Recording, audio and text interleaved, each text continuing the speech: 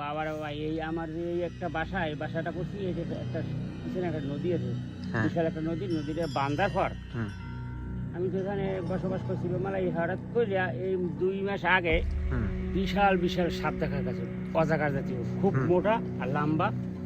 তারপর হলে এটা দিনে না রাত্রে? রাত্রেই দেখা যায়, কিন্তু মাথায় বউল আছে। মাথায় মানে কিছু আছে? মাথায় বউল আছে, বড় বড় চুলের কাঁটা, পিছনে চুলের কাঁটা আছে, খুব বড় ফেনা ধরে।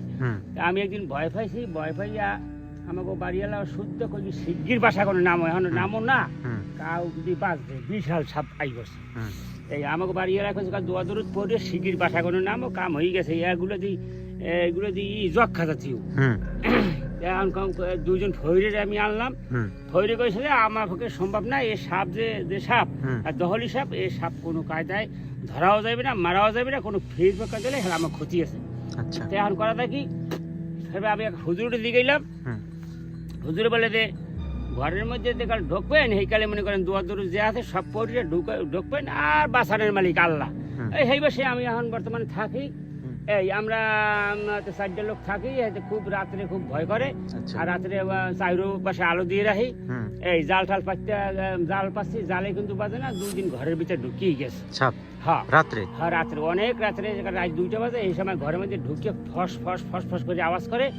এই সময় মনে করেন খাতা খাবো মেয়া দৌড়ান লাগে, মেয়া মাথাটা খুব খারাপ। তো খুবই ভয়ঙ্কর, কারণ ঘরের ভিতরে বড় সাপ ঢুকলে বিশাল সাপ। হ্যাঁ, তো মনে করেন একটা 2টা সাপ, একটা প্রায় 7-8 কম না, একটা ওই যে 5-7, এই খুব এত বড় মোটা আর খুব কালো, মাথায় বউল আছে।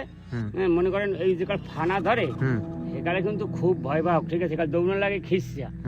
2বার তো আমি দৌড়িয়ে গেছি, ঘরে কোনে দৌড়ি নেমে গেছি সাপ দেখে।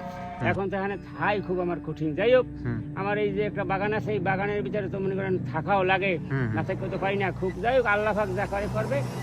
এই বছর আমরা এই থাই, আল্লাহর উপর ভরসা করে আর কি।